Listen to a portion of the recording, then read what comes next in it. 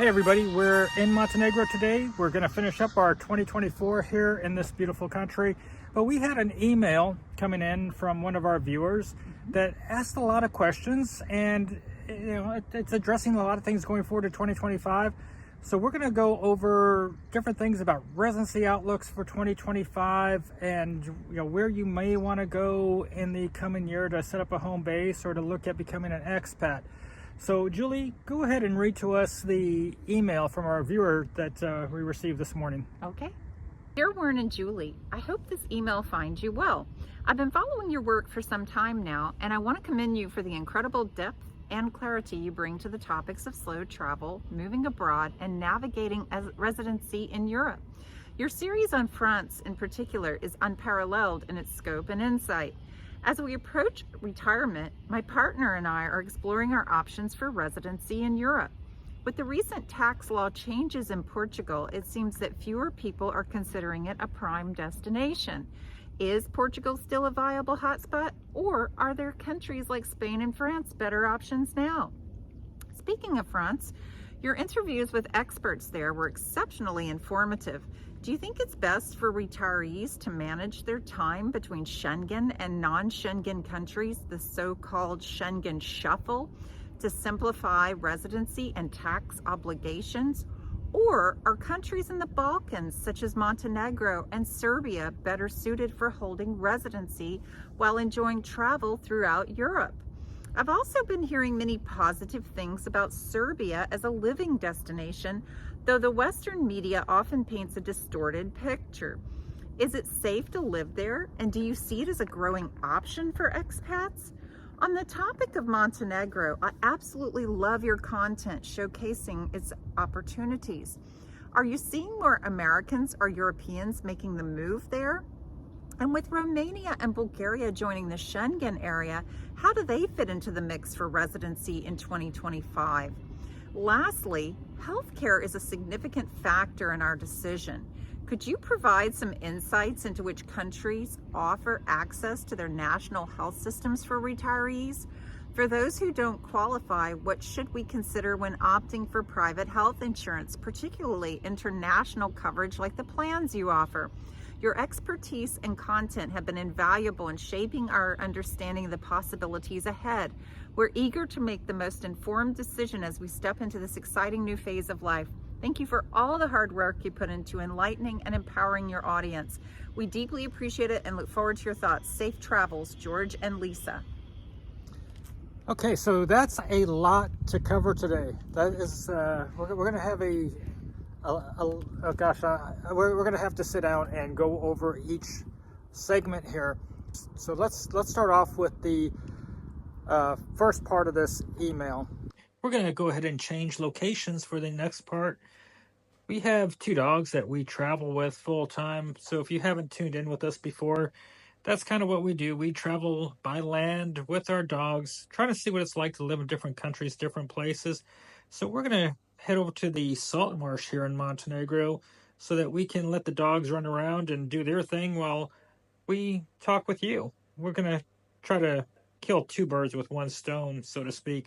And maybe I shouldn't say that about birds because this is a wildlife refuge and there are a lot of birds here, especially waterfowl. So let's go ahead and sit down and let's talk about living life, traveling Europe as an expat or nomad in 2025. Portugal, honey. Well, I think you've done a little bit of looking into what's happening there. Yes, so there was an NHR, a non-habitual resident tax regime that was good for 10 years. Unfortunately, at the end of 2023, that ended. So now taxation is difficult, and I'm not going to speak too heavily to taxation because we're not experts, but I will say that I have read upwards of 28% and more in worldwide income, and that's just a lot.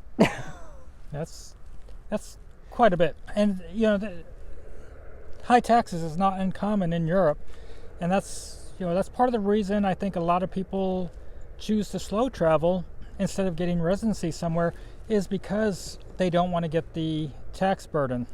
I mean, so we loved France and the whole idea of doing residency in France, and France may be good for a lot of you guys in 2025.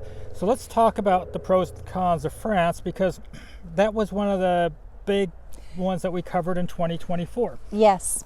I mean, so we got really excited about looking at the opportunities and the options that France had, because if you have residency in France and you pay into their PUMA, it's a tax that is a small percent that allows you into their healthcare regime. For a lot of people, it's fantastic. Yeah, that's going to be a big win. Right. And if you are married but you don't have children, France is an actual excellent option. But once the children are involved, because of French secession taxes or French secession law, it becomes pretty tricky. Yeah. So Julie and I, we have a fairly decent size amount of a portfolio of assets, and with France, if you go to France and you have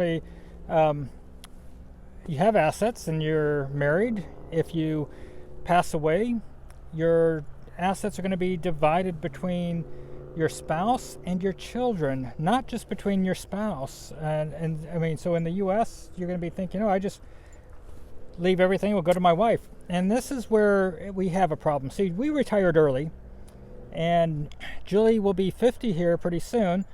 She's a long ways from Social Security and a long ways from being able to collect my Social Security if I were to die. So that would leave her with what we have in our early retirement funds. My IRA and 401k can roll over to her, but she's going to have a limit of what will be in her accounts if I were to pass, and this would be getting split up amongst her and our two kids, and then our kids will be taxed on top of that as well.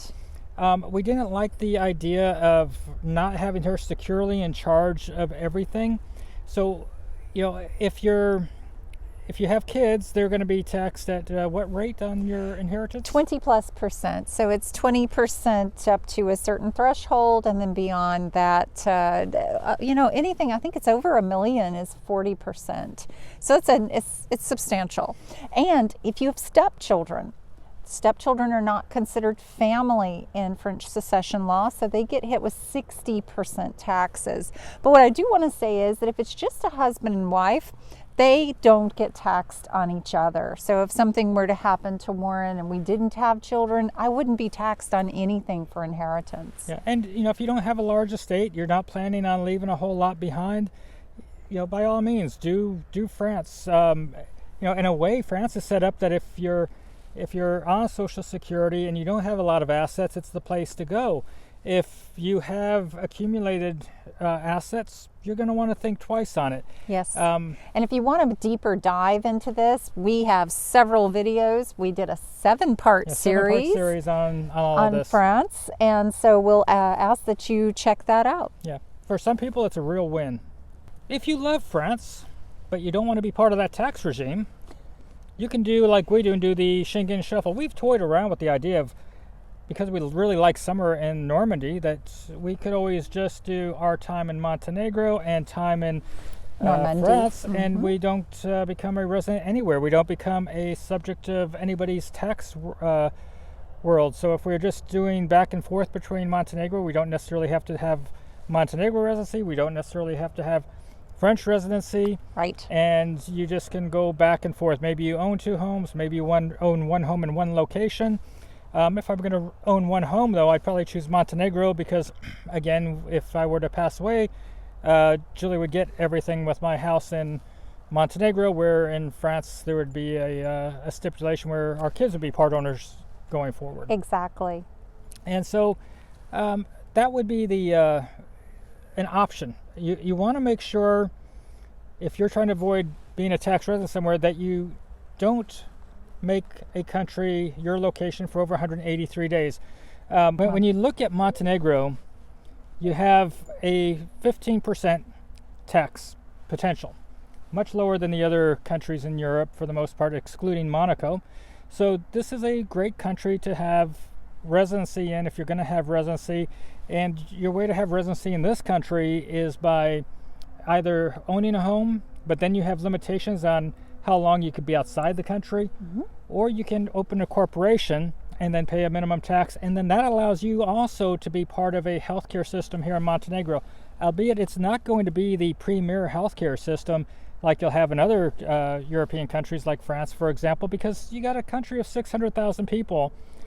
So the healthcare is only so robust when you're dealing with a small population. However, Romania also has an opportunity that if you wanted to go to Romania, that was another country that was brought up because of Schengen, still has an opportunity for you to get access over to Romania by opening a corporation as well. And if you pay into that system, you can get access into their healthcare system as well, which is going to be more robust than what you have in Montenegro. Yes, and it's 450 euros per person per year with that corporation. And so this kind of brings me into something for 2025 that we'll go ahead and let you guys know right now. When Julie and I leave Montenegro on this particular trip, we'll actually have residency here in our pocket that we set up through our home ownership.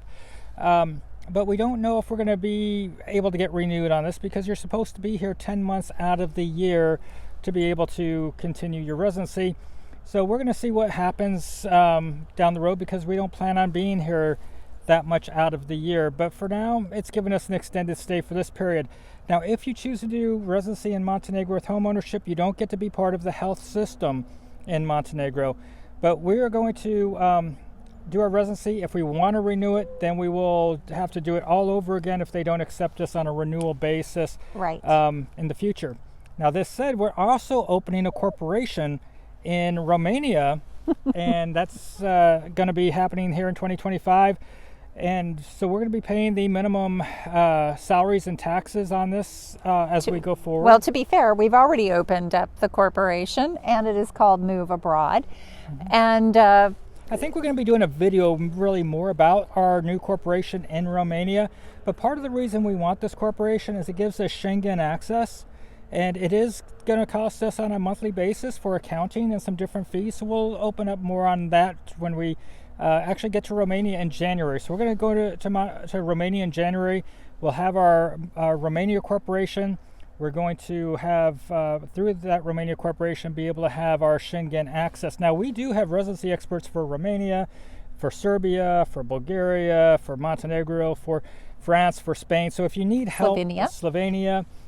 So if you're looking for help on residency in a lot of these countries, we have our experts. We've done videos with a lot of them. We'll put you in touch with them. And you can also find us on WJn&x.com on our website, and under travel resources, we have how to stay in Europe. We have programs on residency in Europe as well.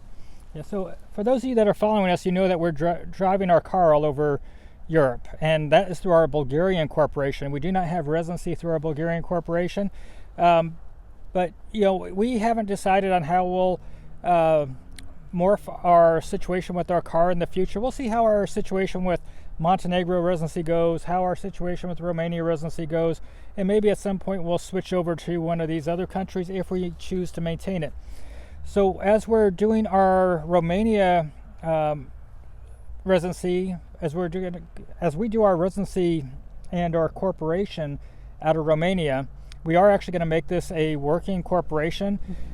Currently, we've done so much through our channel as pro bono, whether it's through working with our residency experts, working with real estate agents. We've made a lot of people a lot of money, but we are monetizing a lot of this now, so that just to be open, that we are now looking at referral agreements with our professionals that we're working with, which for years we haven't been really capitalizing on that. And we spend a lot of time answering emails like we're doing now, or doing phone calls with people. I can't tell you how many hundreds of phone calls we've done and how many emails we answer, and we've done it for free.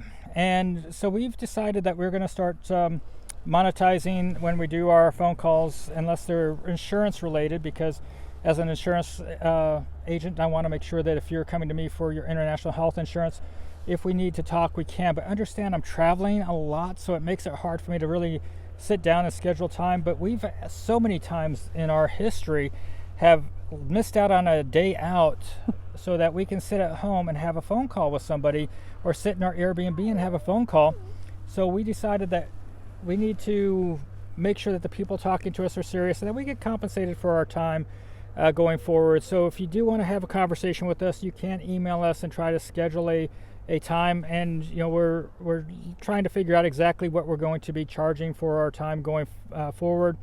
But I'll give you a for instance.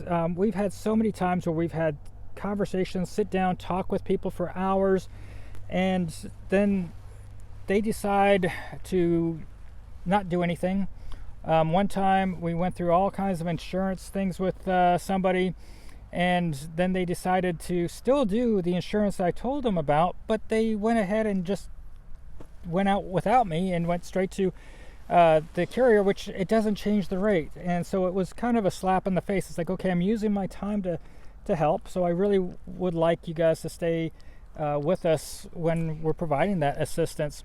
Also on the email front, we've had an email the other, actually for last month, this one person in particular has emailed us about 20 times, and he got mad at us for not answering him what he thought was in a rude way. He wanted to know about 55 and up communities in Montenegro.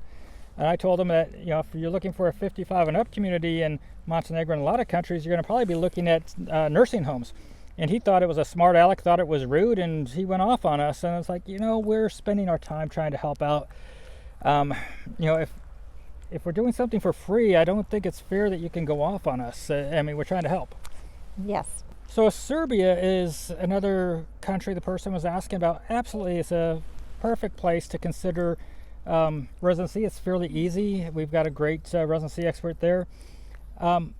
It's a lot safer than most places in Western Europe or even in the United States. So I would definitely consider Serbia as a residency option, very low cost. And we, of course, love Novi Sad, but Belgrade's got really some nice areas as well. Mm-hmm. Some people like Niš. Some love Zlatibor, where it's just up in the mountains. Yes, so Zlatibor is not far from the Montenegro border, and we've toyed around about owning a home in Montenegro and owning one in Zlatibor, Serbia as well, up in the mountains in the ski area. However, Kalašin here in Montenegro is now looking to be set up as a rival to Zlatibor here, potentially as a ski destination. So that's one that we're keeping an eye on as well. So we also are toying around with the idea of buying a Kalašin. Yes.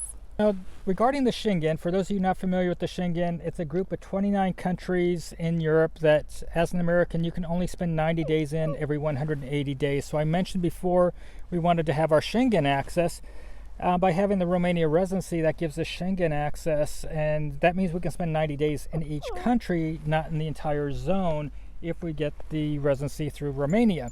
So that's the one reason it would be a little bit superior for what we're doing in Europe versus Montenegro, because Montenegro is not Schengen, but this gives you a place you can come and recharge your Schengen clock. So that's why we loved, or still love, Montenegro, is that we can come here and spend our 90 days and then go back to the Schengen after we've been outside the Schengen for 91 days. But it's also a gorgeous country, stunning, stunning vistas. Everything is here.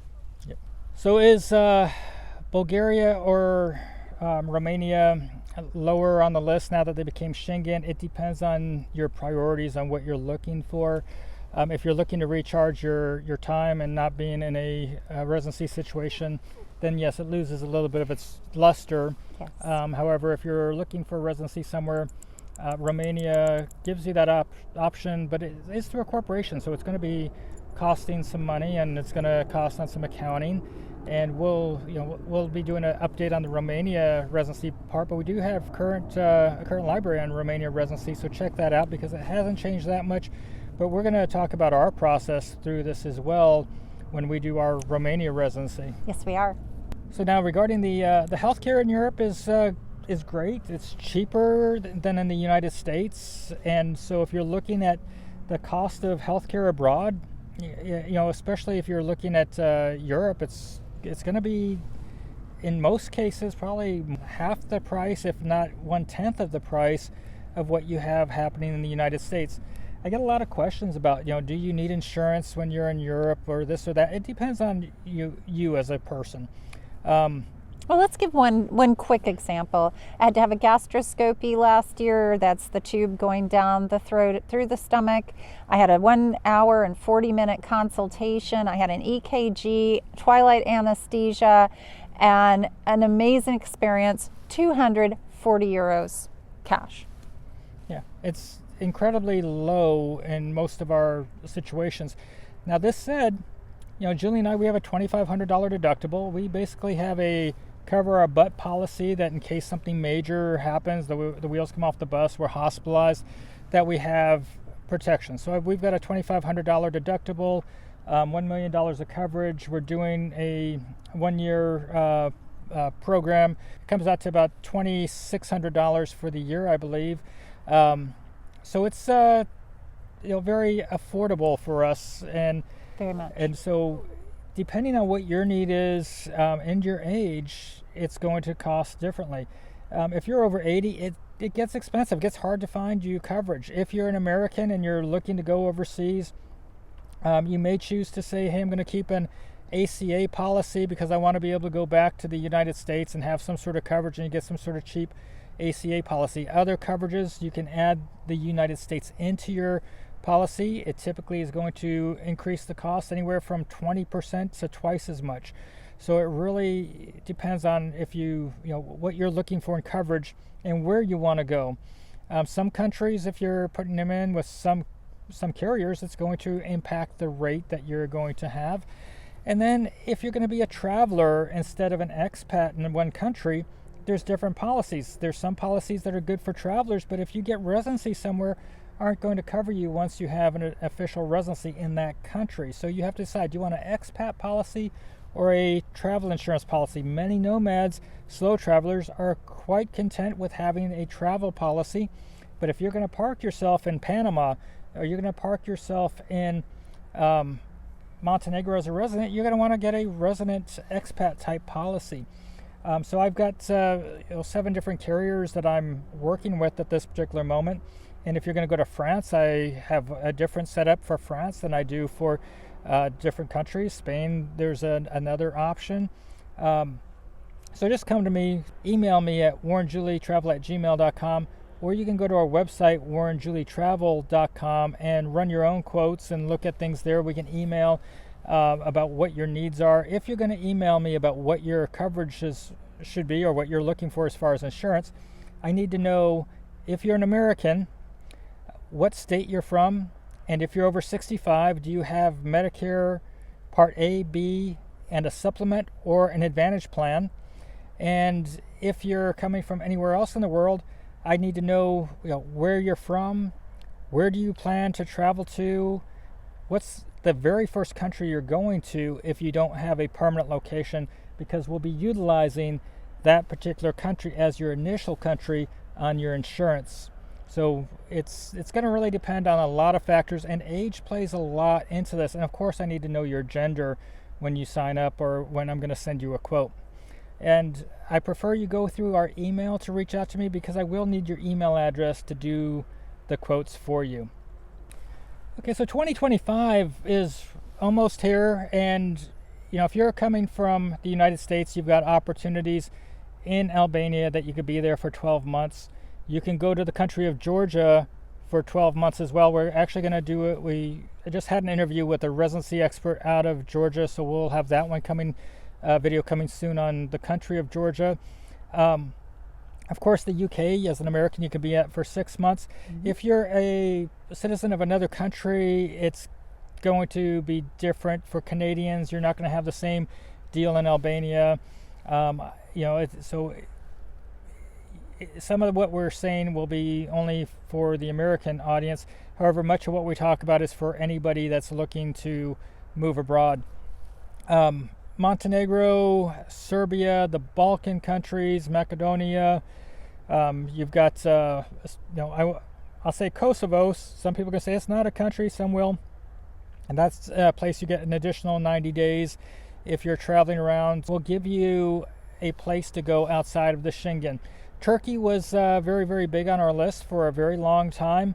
A little bit on the fence on it right now. There's just so much up in the air there at the moment that Some people are going there, still swear by it, loving it. We know inflation has taken off there quite a bit. Now, tourism's also a little more difficult now that they have those new rules.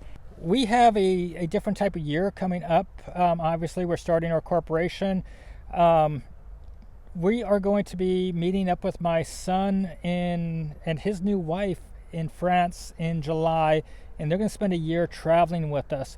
So he'll be put onto our corporation and be helping us out, he and his wife, working with us as we start our new corporation on Move Abroad, trying to work a consulting side of this business that we built through our YouTube channel to help people to move abroad. And so this will be as we monetize our situations through our real estate channels, our residency expert channels, and if we're doing phone calls and consulting, we will be doing it through our Romania corporation, and they'll be assisting us on this and potentially being a part of our YouTube video programming as well. So this is going to be a change for our coming year, and we're still going to be traveling. We're just going to be doing things a little bit differently than we have in the past. We're still going to slow travel. We have our home base in Montenegro, but we might go a little bit slower as we try to knuckle down a little bit deeper into some countries. We've really found that we love our summers. Not only do I love it in Montenegro, but we found some happy places on the coast of Normandy in the summer, as well as on the coast of Gdańsk, Gdynia in Poland. Those are two very affordable places to go hang out in the summer and get some really nice weather that isn't too hot. Then we also have Copenhagen, which we loved. Great weather, just it's going to be way up on the price list. Yes, not affordable. We did a home swap on that, and with our home swap, we do have a home swap group. So I'm going to show the Facebook group here. Please join that and consider signing up to swap your home for. We're looking for 30 days or more for you to change out homes with people, and that may be a way for you to save money as you're traveling or slow traveling. So we hope that this helped you out, George and Lisa, and anybody else that has an interest. And we hope you're going to subscribe. Give this video a like. Don't forget to join our Facebook group. And until next time, have a great day, everybody. Bye-bye. Ciao. You were getting fussy for no reason. Well, Fussy pants.